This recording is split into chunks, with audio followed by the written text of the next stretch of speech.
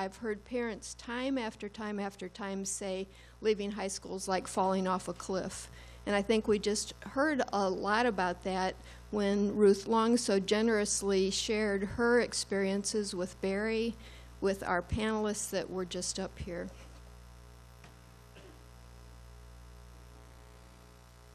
So one of the beautiful things about pediatric care, whether you're a nurse, I guess, or a pediatrician, or some of you in the community, is that often you have time to work with people over the years, so you move through time with them.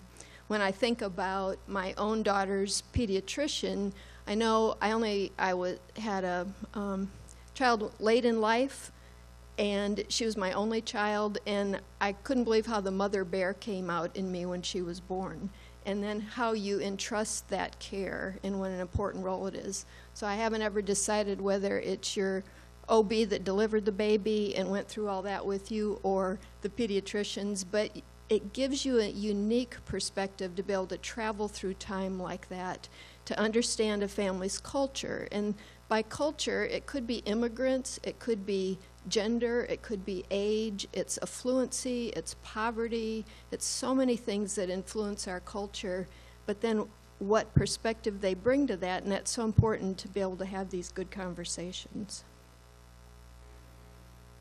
So you get the fun of the well baby checks, helping children grow and thrive, but then all these tough conversations, whether it's around diagnoses, the tough conversations pediatricians must have had with our last panelists, but then also the conversations around transition. So the complexities of care, and I know you guys know this well, but I guess I reflected on this to think of how to move forward through it. So the physical needs, but then there's the whole emotional, social issues. Understanding the stress that parent caregivers have from early childhood on. Understanding how the disability affected that developmental process and be able to explain that to family members. And guiding the parents of the children and adolescents through these tasks of childhood and adolescence. While it's not, those kinds of psychosocial issues are important, we know they're important to health and well-being, okay? So they're all part of the big picture of health. You can see my source at the bottom there. I'm going to go to a lot of live links and things for you today, but that's the source of some of this information. So I also realize that in the complexities of care that it's the challenge to find the time in your practices to do that. You've got the time maybe of the practice pressure, of your own pressure, of reimbursement, but again, how important it is to health and wellness. So setting the stage for parents with their child is about encouraging skills of independence, including their health care. Again, as we heard from Hannah and Sarah. Providing resources for personal counseling services. I'm going to go into more detail on these things. Let me show you this website, though, while I'm talking. So counseling might be if somebody's depressed or struggling or going through a divorce or a transition of some sort, but it might be simply about managing stress if you have a child with special health care needs. So one of the research projects we had at Vanderbilt that I was lucky enough to be involved in was a research project about helping parents who have somebody with a disability cope with stress. And so we had two kinds of groups going on. One was a mindfulness group and one was more a psychoeducational group. And people agreed to attend 6 weeks of sessions, fill out questionnaires about stress, provide saliva samples so we could measure cortisol levels, and they got paid to be in the research, for example. Okay, and they met other parents. We compared the two methods. This is an article, which is why I had that link that talked about it, and that mindfulness came a little bit out on top for managing stress. We can't take their stress away, but how any of us respond to stress obviously makes a difference in our health and our ability to parent. Those are the reasons to consider referrals, whether it's to a support group or these kinds of projects or counseling for parents at times. I started to say it came out a little bit higher for the mindfulness training, but then in the end we sort of took the best from both worlds and combined them for a group that people really liked. Oops, let me get back to this. Giving teens age-appropriate information about their disabilities, sex education and sexual health care, promoting early vocational awareness and alternatives to work and leisure time. So some of you may have met somewhere along the line a mom named Tammy Weiss. She's a singer and songwriter in town, so you may have heard her somewhere. She also has a daughter on the autism spectrum, and Morgan is, oh gosh, she's either 20 or 21. She kindly gave me permission to show you a little video and some pictures about Morgan. And I do this to make a couple points here, but let me show you the first video. So Morgan's on the spectrum. She wasn't verbal when she was little. Looks really nice. Look! I see it. Woody decorated. Mm-hmm. I think Papa's really going to enjoy his birthday cake. I need it decorated. Mm-hmm. It won't be long. The cake is done. It's time to decorate it. Be here soon. Okay. So I show you that, number one, it's a delightful video, but also so you have the idea, or have an idea of the impact of autism with Morgan. So you can see here in this picture, she's watering the flowers with her grandmother. She loves to wear the outfits to do that. You can see she's got her watering pot with her name on it, her gardening gloves, a sun visor. In her cooking picture, she had a chef's hat. She loves doing those things. People have all kinds of ideas and opinions about social media. I love following Morgan on Facebook and all the things she's doing and able to do. So that Papa is her grandfather, and she was decorating the birthday cake for him. She does it for all the family members. She sometimes does it a couple days ahead because she's so excited about it, and she presents it when it's ready. Let me show you this picture, though, of other independent skills.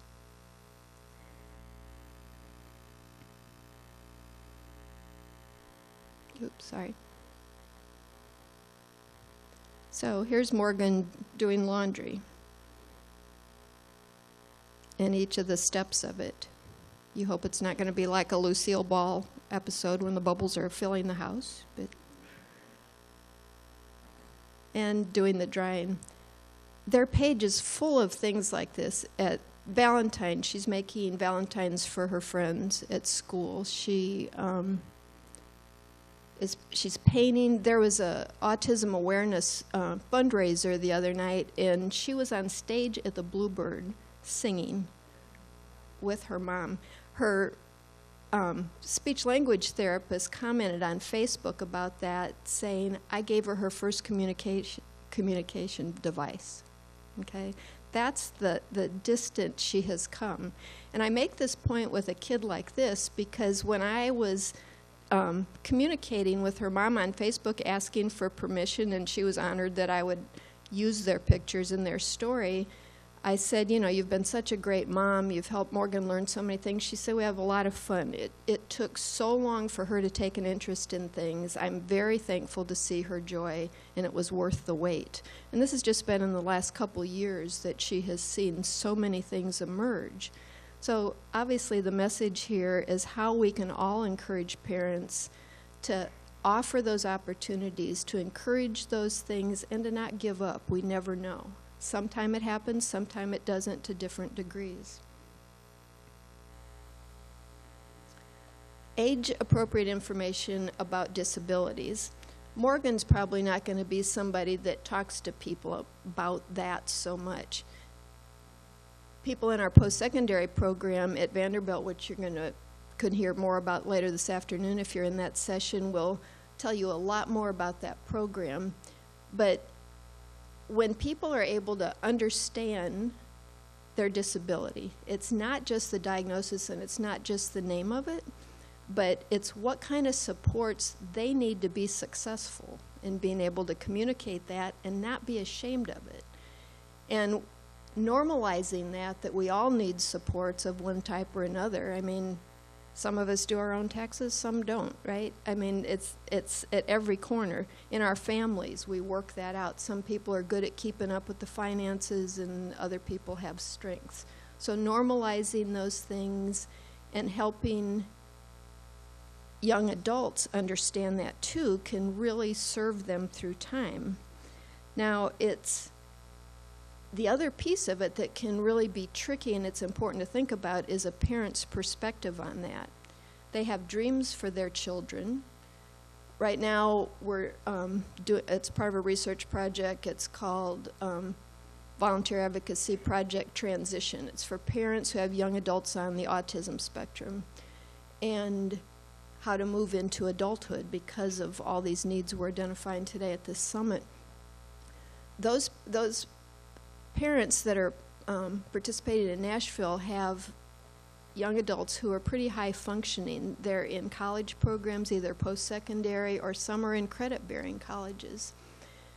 They have dreams for those young adults, daughters and sons, to be successful in school, in employment, and why wouldn't they, like we all have for our children.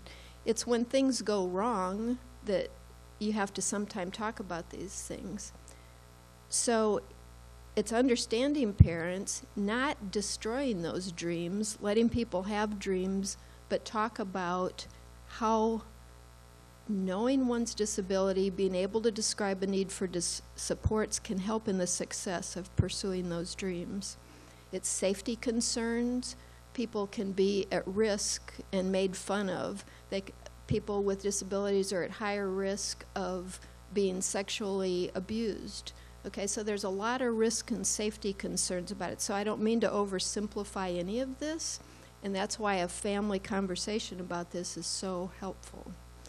And I wanted to show you this, but here's a quote by somebody. I used to be ashamed about my disability and the fact I couldn't read or write very fast, but as I've gotten older, I know that I need to explain how I work best and learn best to my boss. Now I feel like I'm a good employee.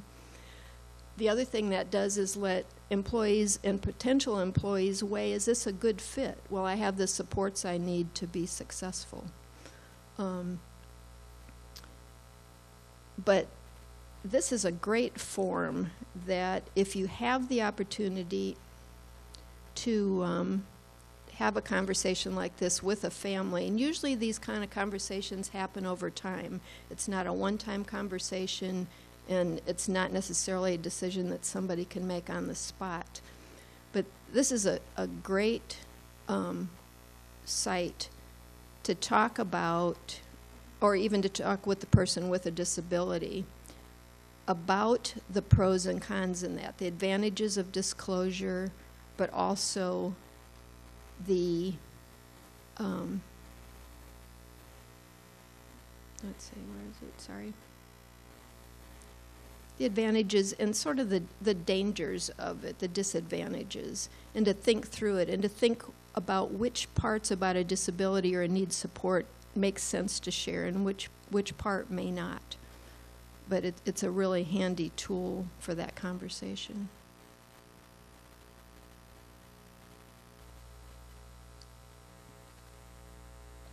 Sex, drugs, rock and roll. I thought if you went to sleep, maybe I'd get your attention. So most parents cringe at the idea, right? And there have been a lot of misperceptions over time about sexuality and disability. And I don't know about any of you that are parents in the room, most of us aren't that comfortable talking about that with any teenager, right? For parents who have someone with a disability, it's particularly frightening number one, of how they'll develop that way, what choices they'll make. There's often a fear that if they give them information about this, it will cause them to act on it. Well, the reality is that people with disabilities are sexual, do have a desire for sexual relationships, and will feel that whether we talk about it or not. And so how do we have those conversations over time? Because one little book from the manufacturers of Tampax probably isn't going to do it, right? It's a conversation about what that means, about body changes, and about how that plays out in real life and choices you make. So I want to, well, I'll show you that in a minute. Let's see. I wanted to show you 2 resources we have up here that you can have a copy if you would like.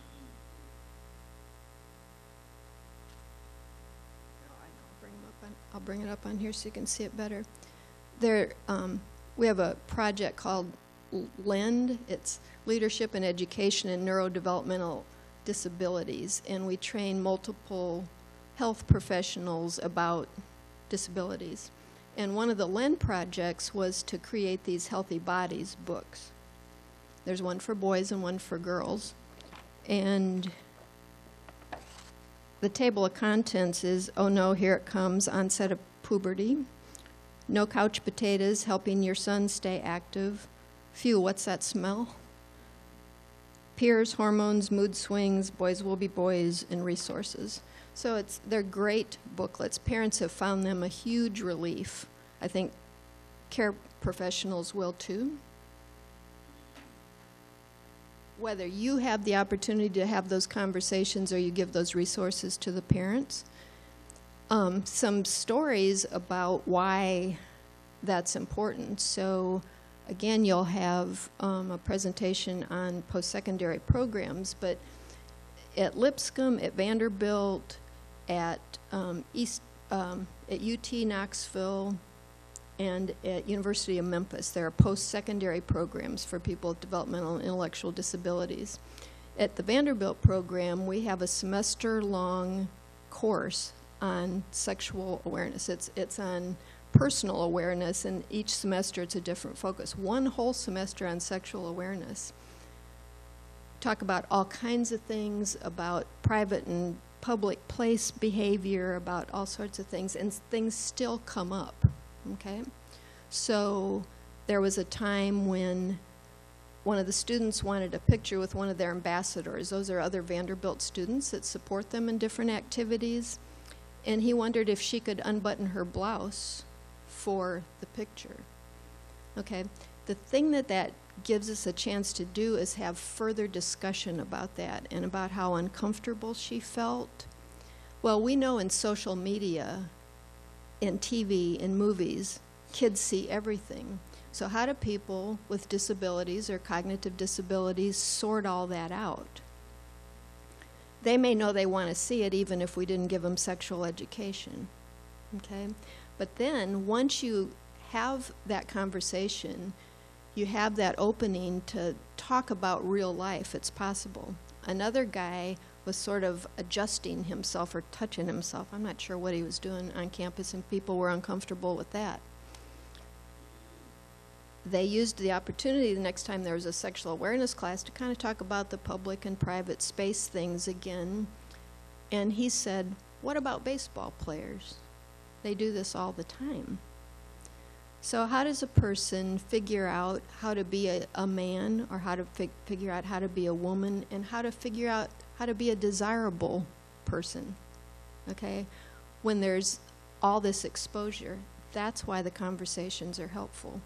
Sometimes giving those kinds of examples to parents can help them realize the benefit of it. I know it's not a simple thing, and I don't mean to pretend it is. But the education has to be broad in scope, happen over time.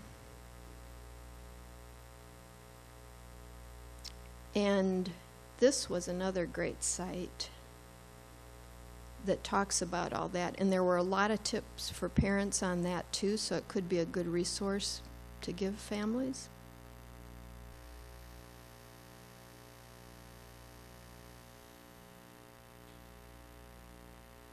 So a lot of the myths and facts about disability, and probably a lot of us in this room who have lots of education don't have as many of these myths.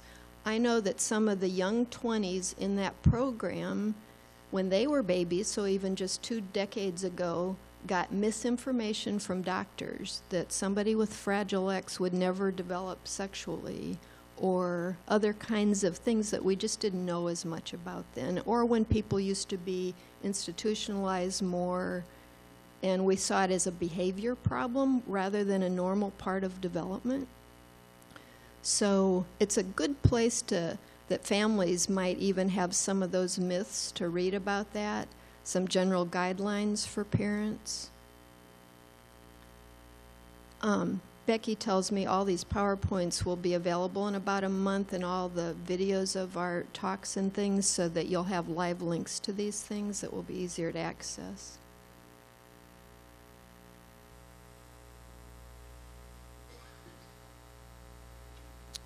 Okay, so then another thing is promoting early vocational awareness from early ages.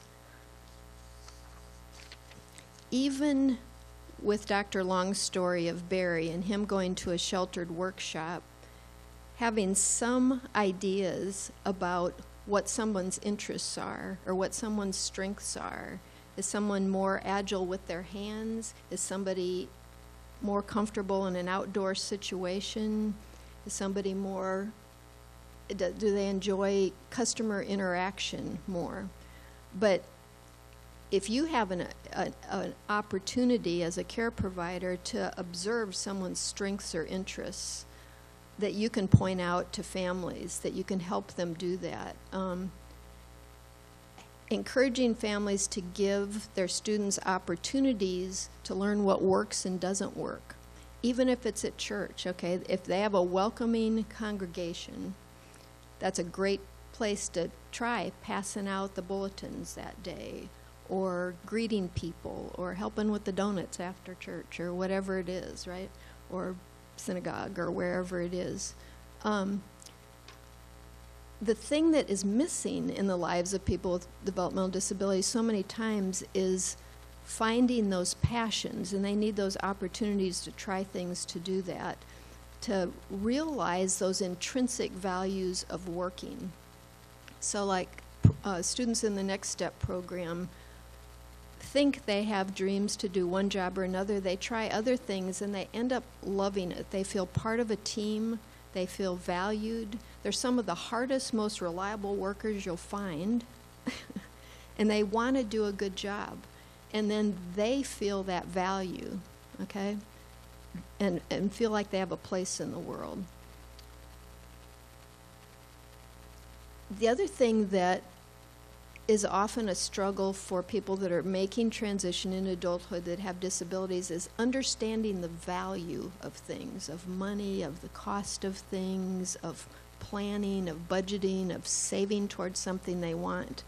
Working that into daily things helps instill those kind of basic concepts, and those are the kinds of things that families can do. So even when a person with a developmental disability comes to a program, we don't have a bank account. We can work on that with somebody.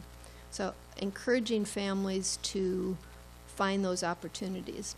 There are people on the autism spectrum have particular challenges that way, and they are often single-focused in their interests. So it might be video games, and they might be expert, and they might be helping develop video games and feel success at that and have access to all the video games and the computer services and things they need, but they haven't experienced a sense of earning those things if a family is affluent or comfortable enough financially to provide those things. So learning that earning part and value can be a real help.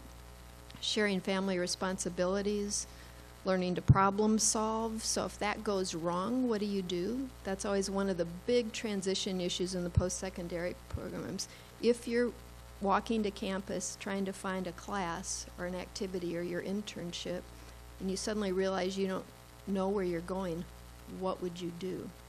All right, those are the kinds of questions families can ask all the time that help develop that problem-solving thinking. We know adolescent brains don't develop until their 20s really to do a lot of executive function planning, but the beginning of those skills.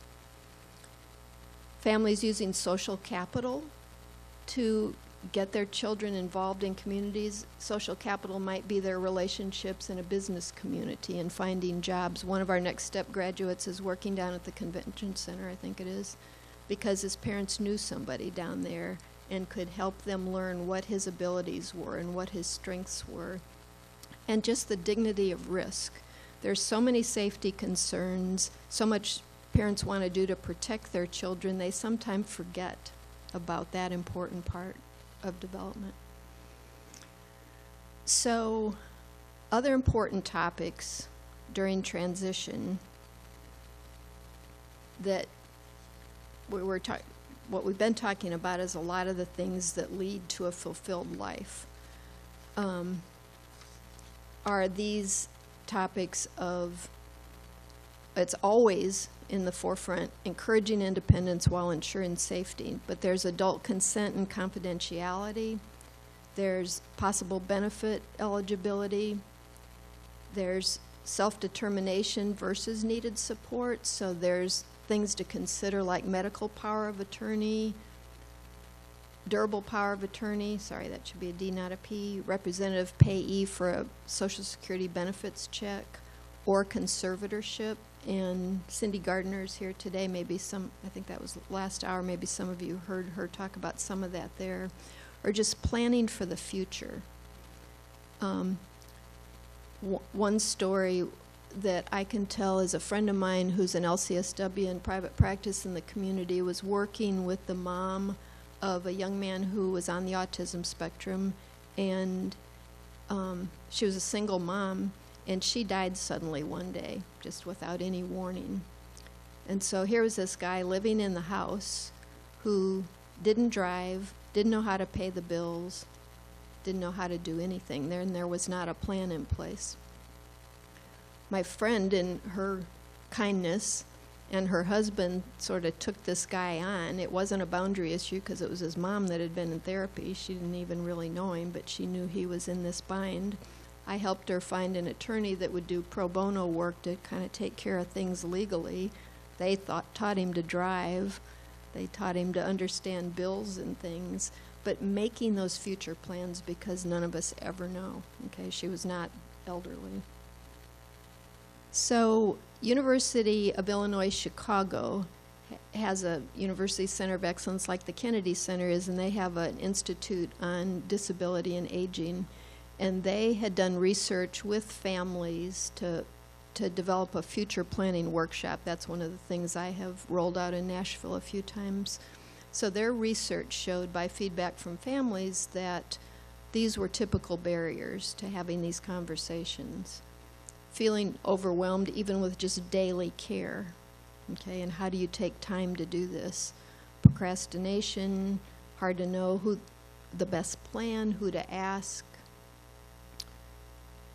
who do you trust, either in the family, in the extended family, in the community for attorneys or other professionals that help you do these things.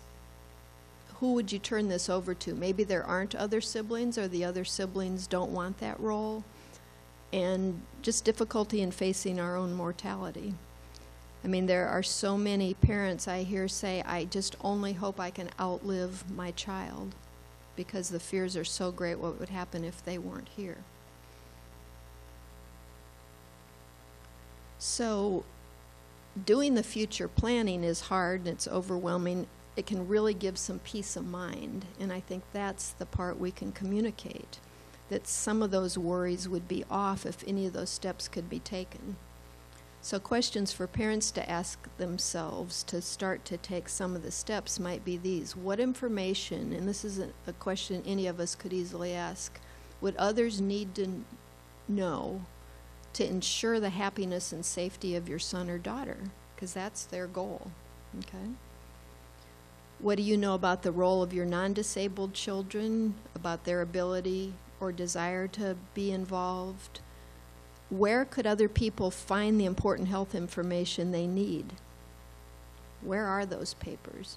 Do you know in your own families, if you have aging parents even, where you find their financial papers or their health papers if suddenly you were in that role? So there's a couple tools for keeping records. Do you guys know about the Family Information Notebook? That was something that was researched with families at Children's Hospital.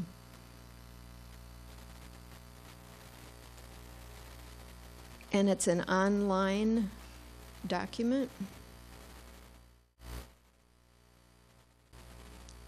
The Family Resource Center will also print off portions of this booklet. So there's information about the child, about their strengths, their interests, their just who they are. So you get a picture of who the child is, important contacts, health records, and it might be who the main doctors are, what medicines are on, what assistive equipment they have. So families can print this out themselves. They can go to this. You don't have to have a login or anything to get this, or the Family Resource Center can help with that. The other thing is called a letter of intent that families can put together. And in some ways, if there's not a lot of complicated health things, this could be another more desirable tool. It's not a legal document. It's just a document, again, about the details of somebody's life to continue good care. So it's the family story. I mean, everybody likes to hear their birth story, right? I remember the day I brought you home, and whatever the story is, okay? It might be how you celebrate holidays. It might be just any detail that's important to your family. Medical care, relationships, who in the community of close people in your life, I do that because they're kind of concentric circles that go out, who are the close relationships of friends, family friends, who are the paid relationships in our lives, like therapists, doctors, job coaches, it could be any number of people, and who are acquaintances in the community. When you do this kind of circle of support examination, one thing that sometimes is the striking piece is how empty it is. And if you did your own and compared it to a person with a disability, you could see the striking difference at times and how important it is to find those opportunities for community involvement.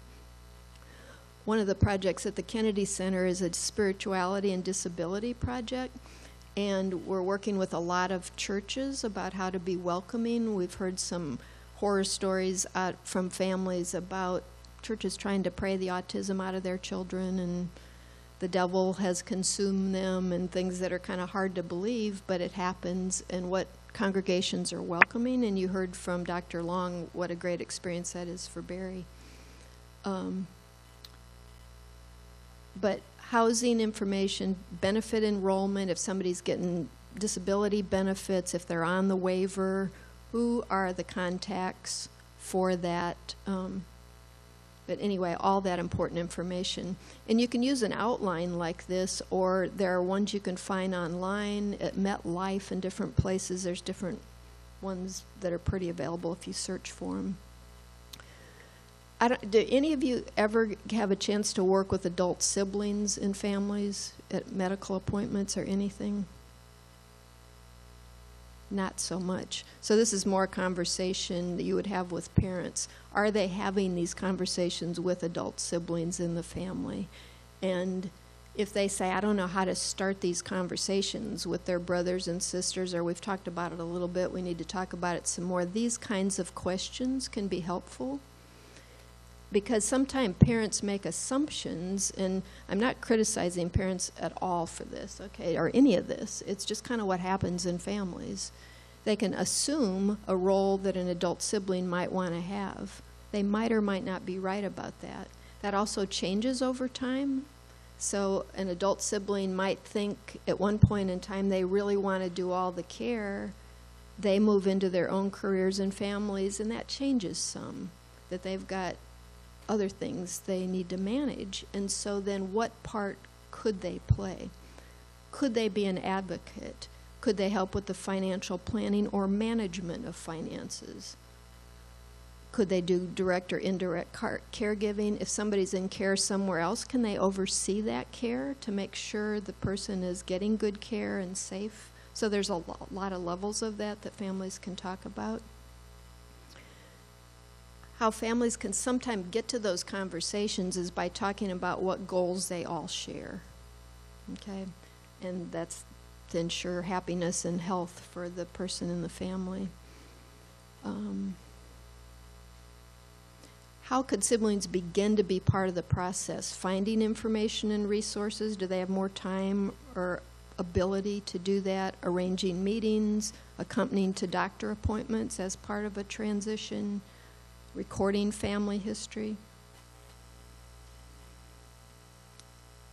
So, educating families about the choices in providing supports, whether it's conservatorship or some level of conservatorship or any of these other things. Thinking of durable or power of attorney for health care, one way I heard a psychiatrist talk about it that I thought made perfect sense is to think of it as a co-pilot. So if you become a power of attorney with somebody with a disability, you both have a say. Okay, it doesn't remove their ability to make some of their own decisions, but if they lose capacity for some reason or in a state that they aren't able to have a say, then somebody has the right to do that. So kind of referring people to consider what works best for their family. The ARC has wonderful information. They talk about just the difference in guardianship, which is for children, conservatorship for older adults, the reasons, the rights, types, resources. It's a great resource for that, for families even to either go there and read about that or call the ARC. There are people that are happy to talk with them about it. They also have the ARC has a great site for future planning. So if you want more information yourself and having those conversations, or families want that information, that's a great site.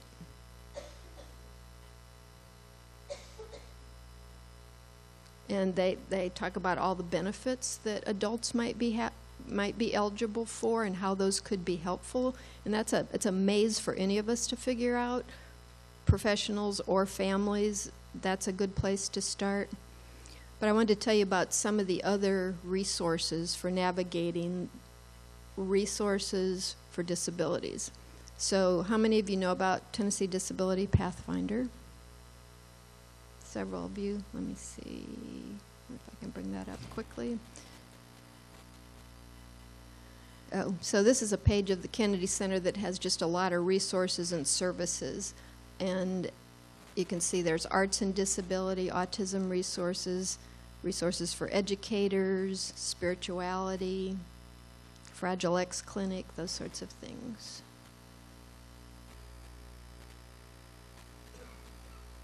Pathfinder, let me find that for you. Pathfinder is a statewide information and referral source. There's an online database that you can go into and search yourself. So you pick the type of service you want, like an accessible parking thing, but you can see there's camps, there's child care programs, there's all sorts of things. It doesn't mean you're going to find a resource for everything you need, but all the resources we know about are in there. And then you pick your county, you submit, and you get a list of like the places you would go in different county, or in Davidson County to get one of those license plate things. A lot of people find Pathfinder overwhelming when they go to it, and they feel like it's too much information to kind of take. They don't have the time to read all that. So you can get a little blurb here with the direct phone number. You can click on the details and get a little snapshot with some basic information that Pathfinder's created, or you can go to their website and get complete information. If you don't have time to sort through those resources and try to figure out what a family is eligible for, or if a family doesn't, there's a helpline, and they'll figure it out for you. Okay. There's a Vanderbilt Autism Resource Line. And then I'm at the Kennedy Center as a social worker and take a lot of calls from families about coping or strategies, resources. And one of the things we all do, Pathfinder and I do, is kind of keep this informal list. So when I was hearing Dr. Long talk about dentists, I don't have a mile-long list of dentists that she doesn't know about, but if I know of any, I'll have them on a list. If I know any psychiatrists that work with people with disabilities, I try to keep up with that. People retire, people die, like she said, so it's a changing landscape all the time. Lots of mental health providers that have experience and knowledge in doing that, so call any of us anytime at the Kennedy Center.